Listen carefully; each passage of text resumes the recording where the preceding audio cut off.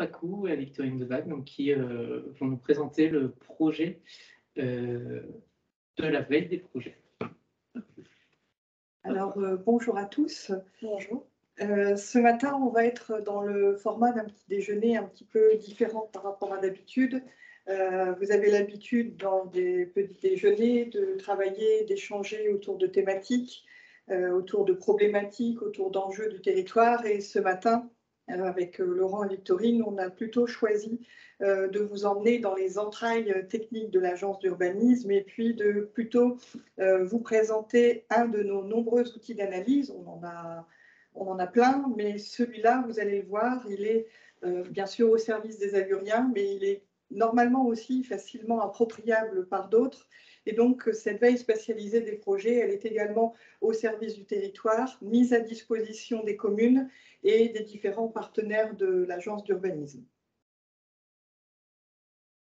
Alors, cette veille spatialisée des projets, c'est un outil d'analyse qui avait été créé pour répondre au départ à des besoins d'évaluation sur le territoire de Flandre-Dunkerque en 2016. On va le voir dans la suite de la présentation, c'est aujourd'hui un outil qui permet de répondre à des besoins bien plus vastes que cette évaluation. Mais au départ, vraiment, initialement, c'est pour ça qu'on avait créé cette veille spatialisée des projets. Donc, on était au départ sur le périmètre de la communauté urbaine et de la CCHF. Et puis, l'année dernière, en 2021, cette veille spatialisée des projets a été développée sur tout l'axe Flandre et englobe donc désormais la CCFI, la CCFL. Alors, cette veille, il faut savoir que bon, c'est un outil qui n'existe pas vraiment par ailleurs. Ce n'est pas un logiciel qu'on a acheté, ce n'est pas quelque chose qu'on a mis simplement sur nos ordinateurs. C'est quelque chose qu'on a vraiment créé avec Victorine et qui émane aussi d'une rencontre de deux personnes, de deux compétences. Victorine Devague qui est cartographe sigiste et moi-même qui suis géographe. On est parti d'une page blanche avec l'idée de pouvoir mettre au pot commun, de mettre sur une seule et même carte la totalité des projets qui animent notre territoire. Que ce soit des projets publics, que ce soit des projets privés, dans toutes les thématiques de l'urbanisme, toutes les thématiques de nos documents d'urbanisme, toutes les thématiques d'ASCOT, et quelles que soient aussi les dimensions du projet, qu'on soit à l'échelle communale, intercommunale, l'échelle d'ASCOT. Voilà. Donc ça, c'était le point de départ de cette veille spatialisée des projets. Avec cette veille spatialisée des projets, on a la possibilité ensuite de travailler sur la dynamique territoriale. On peut regarder les dynamiques qui se sont déroulées par le passé, bon, en l'occurrence depuis 2016, puisque avant cet outil n'existait pas. On peut aujourd'hui, le 21 juin 2022, regarder l'ensemble du territoire avec les projets attendus, en tout cas annoncés, où il se situe et comment ça peut se passer dans les prochaines années. Et puis, du coup, on peut aussi aller vers des analyses plus prospectives, puisqu'on peut aussi se positionner, par exemple, en 2025 et en 2030, en regardant concrètement où les choses vont se passer, dans quelle dimension, quelle thématique. Donc voilà un petit peu, on a à la fois donc du multithématique, de la cartographie et bien sûr de l'analyse temporelle. Alors, avec cette veille spatialisée des projets, vous l'aurez compris, on peut facilement identifier des secteurs d'enjeu, des secteurs où ça va bouger. On peut aussi, à l'inverse, regarder les secteurs où ça ne bouge pas. Pourquoi ça ne bouge pas? On a donc la possibilité d'avoir une vision spatiale de toutes nos stratégies de développement qui, comme je disais tout à l'heure, sont mises au pot commun. C'est-à-dire que chacun, dans son institution, sa collectivité, a sa stratégie ou ses stratégies de développement dans sa thématique, soit la santé, la mobilité, l'économie, etc. Là, on a sur une seule et même carte les différentes stratégies qui vont venir se croiser, parfois se concurrencer, parfois qui vont pouvoir être aussi mutualisées et en tout cas aussi être connues des autres, puisque le technicien de l'habitat va pouvoir parler au technicien de la mobilité, de l'environnement, de l'eau, etc.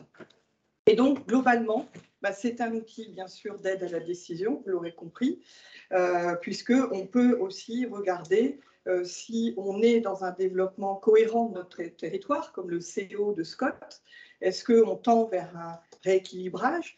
On peut également il y a une actualité bien sûr là-dessus en ce moment, anticiper, pourquoi pas aussi des implantations, regarder s'il n'y a pas des phénomènes de doublons, voilà, favoriser les coopérations, les mutualisations. Donc voilà un petit peu dans les grandes lignes ce qu'est cette veille spatialisée des projets et pourquoi on a eu besoin de la créer en 2016 à l'Agence d'urbanisme. Donc c'est un outil avec une double originalité, cette originalité de la transversalité puisqu'on va venir croiser vraiment toutes les thématiques. C'est du coup aussi un outil de dialogue interpartenarial et interdisciplinaire puisqu'on va s'affranchir d'un cloisonnement thématique ou de services ou de pôles. On va donc avoir cette possibilité aussi d'échanger avec des personnes qui ne sont pas forcément dans notre discipline. Et puis la deuxième caractéristique, la deuxième originalité, pardon, c'est la géolocalisation, puisque Victorine va vous l'expliquer. On a chaque projet qui est vraiment cartographié à l'adresse précise sur la parcelle précise où le projet est attendu. Donc ça, c'est aussi sa deuxième originalité. Jusqu'alors, on avait chacun, bien sûr, dans son domaine, une veille. On fait tous de la veille presse, de la veille documentaire, mais on n'était jamais allé forcément jusqu'à cette intention de dessin et de cartographie pour avoir une vision d'ensemble de notre territoire.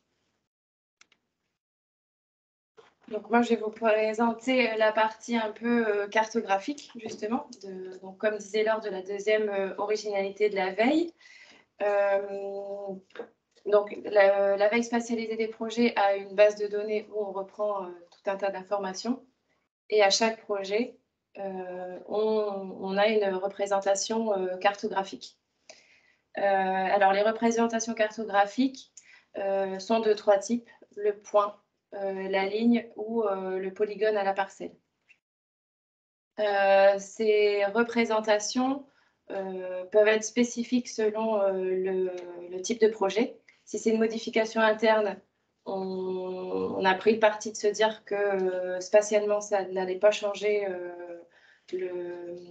la surface de l'entreprise ou de l'équipement, donc on va faire un point.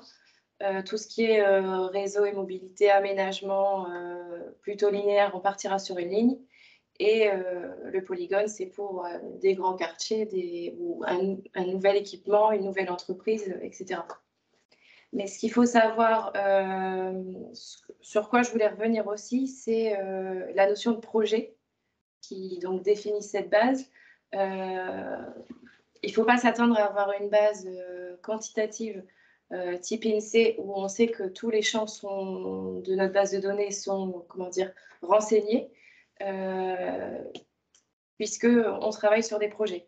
Et donc, le concept projet est complexe, un peu hypothétique, et il est en perpétuelle évolution. Donc, autant dans les fiches d'information qu'on peut mettre à disposition que dans la représentation, c'est en perpétuelle évolution. On essaye tout le temps d'être au plus près de la réalité, mais il y a toujours une phase différente. Ce qu'il faut savoir aussi sur le côté cartographique, c'est qu'on peut représenter des cartes avec la définition de toutes les thématiques qu'on retrouve dans le SCOT. Donc, ce qui sont l'aménagement urbain, les opérations habitat, réseau et mobilité, activité économique, équipement, environnement, eau et gestion hydraulique, énergie, opérations mixtes, habitat, économie ou habitat, équipement. Qui nous permet de, comme le disait Laure tout à l'heure, de croiser sur une même carte les différentes thématiques avec des couleurs différentes et de voir tous ensemble ce que ça peut représenter, comme là on peut voir à l'échelle de Berg, à l'échelle d'une commune. Un deuxième champ de représentation est possible, c'est selon aussi l'état d'avancement. Si c'est à l'étude, programmé, commencé, terminé ou abandonné, parce que ça arrive qu'il y ait des projets qui soient abandonnés. Je reviens là sur la représentation, on est bien sur des projets qui vont avoir un impact spatial, d'où le nom veille spatialisée. C'est-à-dire que si dans la vie de notre territoire, on a des projets vraiment internes à des entreprises ou à des structures, par exemple votre structure a décidé de mettre en place la formation néerlandais de ses salariés. On quitte le champ de l'urbanisme et donc oui, c'est un projet bien sûr pour la vie et c'est très important pour la vie de l'entreprise ou de la collectivité, mais ça ne va pas appeler à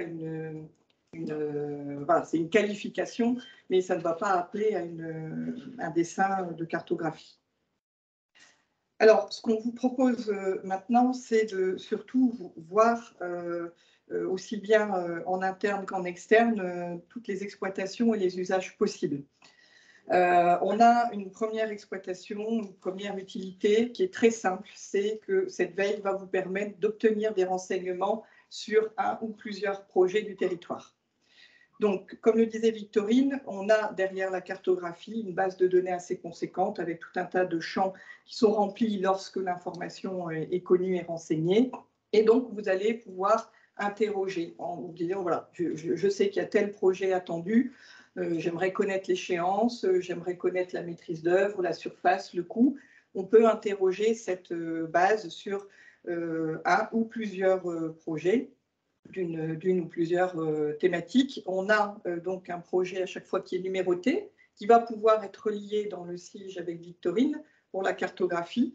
Mais sachez que derrière ce que vous avez vu dans la diapo précédente, derrière chaque parcelle, derrière chaque numéro, il y a de la base de données, il y a de la data qui vous renseigne donc sur la localisation, les dates, les échéances attendues, l'avancée du projet, s'il y a des points de blocage, quels sont les points de blocage, où on en est dans les procédures, l'enquête publique, la CDAC, la CNAC, etc.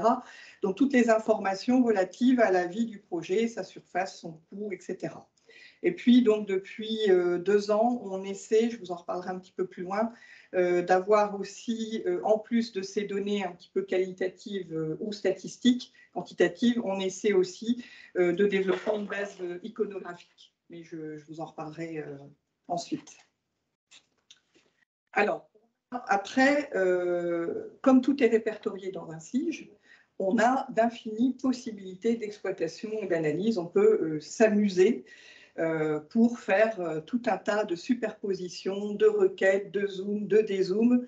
Une fois que tout est rempli, voilà, on a un jouet assez complet pour s'amuser dans cette analyse de territoire. Donc, on a une première possibilité, c'est de ne sortir qu'une seule thématique. Donc, tout à l'heure, je disais, c'est l'avantage, on croise toutes les thématiques, c'est un outil transversal.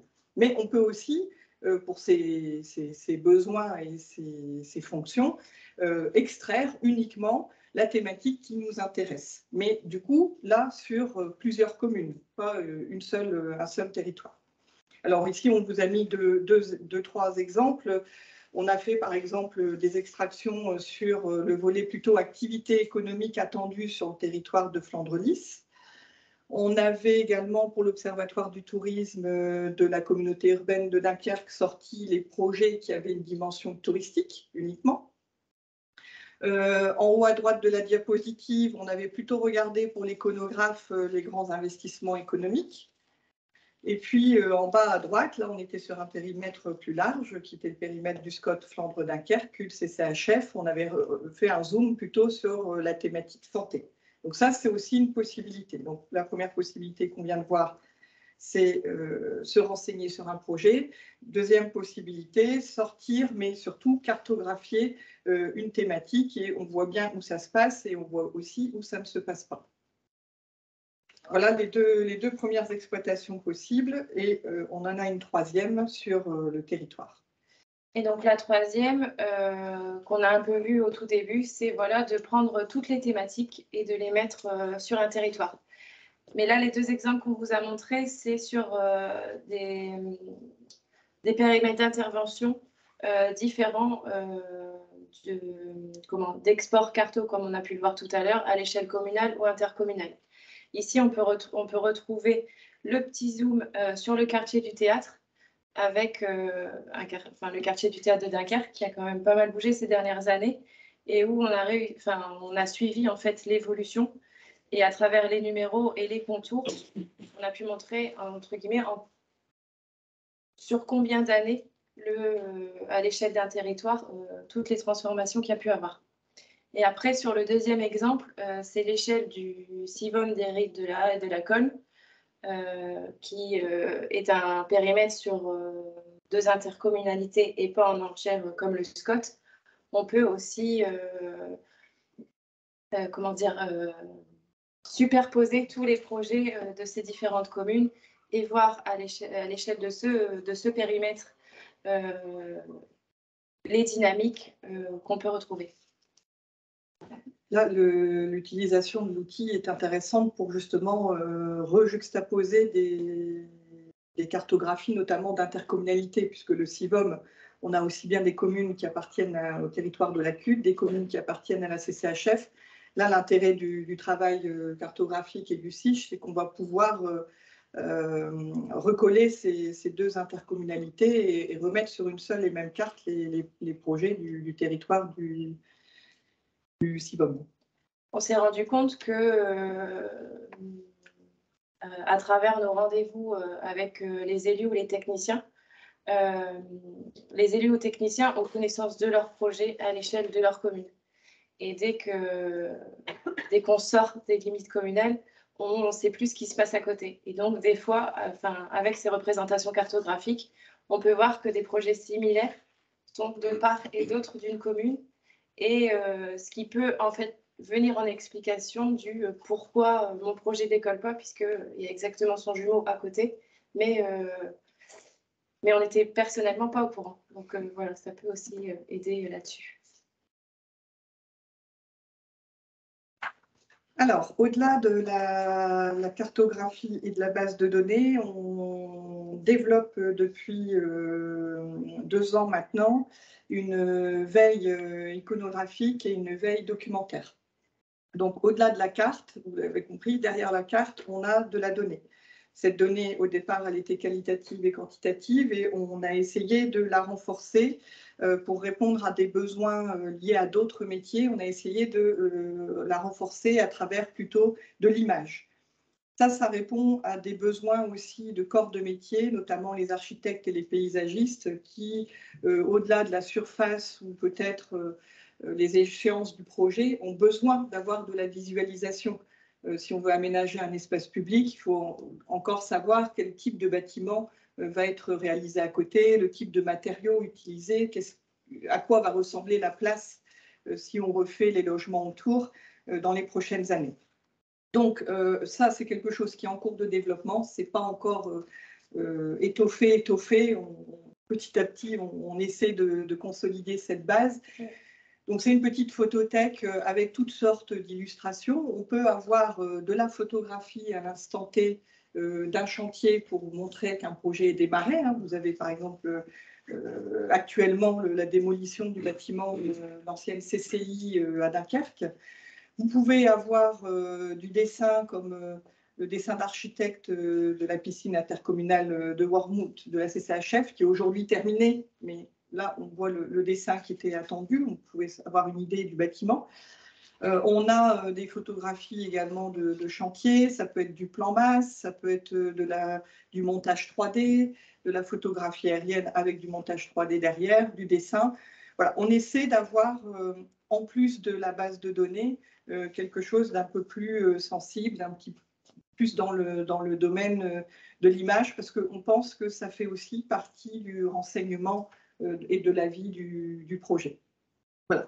L'idéal serait qu'à terme, on puisse avoir le quartier tel qu'il était avant et le quartier tel qu'il est aujourd'hui avec un système de photos avant-après. C'est un peu complexe à monter, c'est assez chronophage, donc c'est un idéal que nous n'avons pas encore atteint pour l'instant, mais c'est un rêve que nous espérons d'atteindre. Alors, derrière ça, il y a de la veille documentaire, donc on va essayer de ne pas rentrer trop dans la technique, mais bien sûr, pour renseigner toute cette base de données, il faut de l'information. Alors, la première information, en ce qui nous concerne en interne, c'est bien sûr les Aguriens. Les Aguriens ont forcément dans leur thématique, dans leur sujet, leur travail, leur quotidien, toute une batterie d'informations sur la vie des projets du territoire, puisque globalement, c'est notre métier. Il y a aussi des retours qui nous sont faits par le simple fait qu'on habite aussi ce territoire et donc en faisant un trajet domicile-travail, on voit des choses avancer, on voit des choses émerger, un panneau sortir, une photographie à prendre. Donc ça, c'est notre première ressource, ce qui explique qu'aujourd'hui, c'est vraiment un projet au sein de l'agence qui est également très transversal, pluridisciplinaire et qui touche la globalité de la quarantaine de salariés de la GUR aujourd'hui. Ensuite, on a renforcé quand même ce dispositif par une veille documentaire plus systématique. On essaie de tendre vers l'exhaustivité. Ce n'est pas toujours le cas, mais on est à peu près sur une exhaustivité de 80-90% sur la totalité des communes. Et ça vient par le fait qu'en plus des informations transmises au sein de la GUR, on a également une recherche documentaire sur différentes sources. Ça peut aller de la presse spécialisée au magazine municipal, le Facebook d'un maire, son blog, le BAOMP, les avis d'enquête publique, le site de l'Adréal, gouv.fr, etc. Donc ça, c'est un travail plutôt en chambre, un peu moins transversal, mais qui nous permet de renforcer la base de données et de la solidifier, de la consolider en permanence pour être le plus à jour possible aussi dans les différentes actualités. On le verra aussi peut-être après. Le fait d'utiliser la presse, ce n'est pas toujours pour les vérités scientifiques qui sont incluses dans l'article, c'est surtout pour lever la confidentialité du projet. On sait tous, en tant que technicien ou élu, que certains projets sont à l'étude, mais ne sont pas encore au stade d'être diffusés grand public. Ça, c'est des projets que, du coup, nous n'afficherons pas dans la veille spécialisée des projets. Par contre, dès qu'il y a une actualité, une sortie presse, une annonce en vœu des maires, un entrefilé, une petite brève dans le journal, à la radio, etc., on considère que l'ensemble des personnes du territoire, l'ensemble des citoyens, des habitants ont connaissance du projet. Alors là, nous, on l'intègre dans la veille spécialisée des projets. Cette veille documentaire, elle peut être poussée un petit peu plus loin. On utilise notamment un outil qui est mis à disposition par le centre de ressources du Learning Center, qui est l'outil Europress, qui permet aussi de faire de la veille presse un petit peu plus poussée pour regarder des pics médiatiques, pour regarder la vie, l'œuvre d'une entreprise. Là, actuellement, on travaille sur l'arrivée du Tour de France sur certaines communes du territoire, Dunkerque, Cassel notamment. Et avec cette veille presse derrière, on va pouvoir regarder quel retentissement a l'événement, est-ce qu'on en parle avant, combien de temps on en parle après, dans quel type de presse on en parle, est-ce que c'est à l'échelon local, national, combien il y a eu d'articles et dans quels termes aussi on parle de notre territoire. Donc voilà, ça c'est un outil qui est derrière aussi la veille spatialisée, qui va un petit peu plus loin que la cartographie et la spatialisation qu'on vous a montré, mais comme il y a tout un ensemble de briques qui s'articulent autour de la veille spatialisée des projets, on voit avec le temps qu'en poussant certaines briques, on peut aussi aller attraper d'autres analyses et d'autres types d'informations qui dépassent la veille spatialisée en tant que telle. Donc moi, je vais revenir sur un peu plus une évolution d'une nouvelle brique de notre outil. Depuis une petite année, on est parti sur le développement d'une application de visualisation pour un usage en interne. Parce qu'en fait, depuis la création de la base en 2016, donc aujourd'hui la base a 6 ans, tous les ans, on se fait un petit point d'équipe où on remet un peu à plat l'outil, on le questionne, on essaye de voir les différentes évolutions ou certaines choses qu'on a essayées qui ne fonctionnent pas. Et donc là, en 2020, on s'est dit, on est disponible pour les Aguriens, on répond, on a des rendez-vous avec les différents partenaires sur des cycles différents.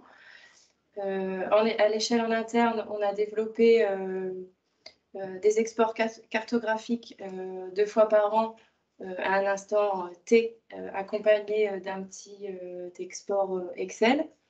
Et on s'est dit, qu'est-ce qu'on peut faire pour encore aller plus loin? Et donc, on est parti sur une réflexion et un benchmarking d'un outil interactif de visualisation. Donc, on a essayé des outils libres, on est parti sur des outils payants avec des phases de test, etc. Et en 2020, l'agence s'est dotée du logiciel Business Geo. Et pendant l'année 2021, on a pris le temps de se former et de développer une application une première application qui serait l'application de visualisation de la veille spatialisée des projets. Pour développer cette application, on a renforcé notre équipe avec un collègue du CIGE, Ludovic Vanet, qui avait déjà une première expérience dans une autre entreprise. Et comment dire, de son expérience à lui de ce côté-là et nous, ça a fait une belle équipe pour développer cet outil. Actuellement, cet outil est sur le SCOT Flandre-Dunkerque, puisque la base est née, je vous le redis, il y a 6 ans sur ce territoire-là. Et en 2021, comme on l'a dit tout à l'heure, elle s'est élargie sur le SCOT Flandre-Hélice. Aujourd'hui, le SCOT Flandre-Hélice, on a repris la méthode de cette veille, mais depuis 1 an, on est plus centré sur aller à remplir, aller à la collecte des projets et les représenter cartographiquement. Mais on n'est pas encore sur l'exhaustivité de ce territoire, d'où on continue de faire évoluer celle-là, et celle d'en dessous, elle va petit à petit rejoindre pour après ne faire plus qu'une base, qu'une veille spatialisée des projets et qu'une application sur l'échelle de l'axe Flandre. Je ne sais plus. Alors pour l'instant, c'est un outil qu'on teste en interne à GUR, qui pourra être aussi utilisé dans un cadre d'échange partenarial, hein, il n'y a pas de souci là-dessus. Mais bon, pour l'instant, chaque agurien est en cours de formation avec l'outil, c'est quelque chose d'assez simple à maîtriser et qui permet de répondre à de la requête simple. Sur des requêtes un petit peu plus complexes, thématiques et tout ça, du coup, on retravaille ensemble avec Victorine. Mais là, c'est un outil de visualisation. On part en réunion, on n'a pas forcément connaissance de la commune ou de l'espace où on va intervenir. Hop, on se fait un petit export PDF, un petit export JPEG, on zoome, on dézoome. Voilà, ça permet, c'est plutôt un outil préparatoire, un outil pour l'instant de visualisation qui fonctionne bien, qui est en test interne pour l'instant. Alors ça, c'est le stade où aujourd'hui on en est arrivé. Alors comme tout projet, c'est forcément quelque chose qui a encore des perspectives de développement. On a une première perspective et un premier projet, c'est bien sûr de continuer à consolider nos méthodologies et renforcer le fonctionnement de l'outil. C'est comme tout outil numérique, tout outil informatique, un outil qui peut avoir une obsolescence rapide et programmée. Donc, on est assez vigilant là-dessus. En tout cas, on mobilise notre énergie d'abord là-dessus pour prévenir cette obsolescence en étant à l'affût de l'émergence d'autres logiciels, d'autres choses qui pourraient nous faciliter la tâche dans les prochains mois, les prochaines années, pour avoir un outil qui reste performant, qui est quotidiennement rempli et voilà, qui remplit, qui donne satisfaction, qui remplit son travail et qui répond à tous les besoins.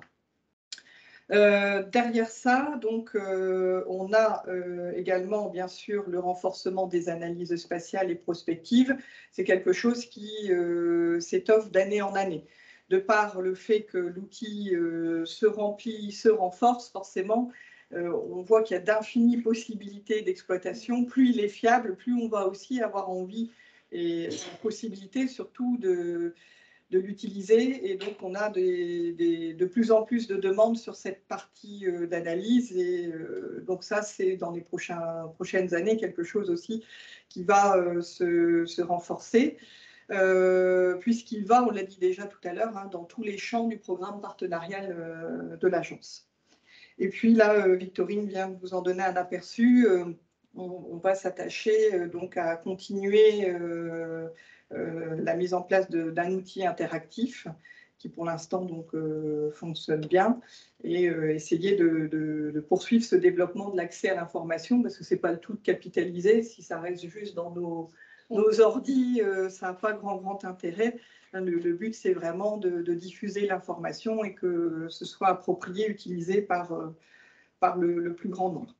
Donc voilà pour conclure un petit peu les 3 pistes à venir, c'est la consolidation, peut-être l'atteinte, on a dit tout à l'heure, de certains rêves.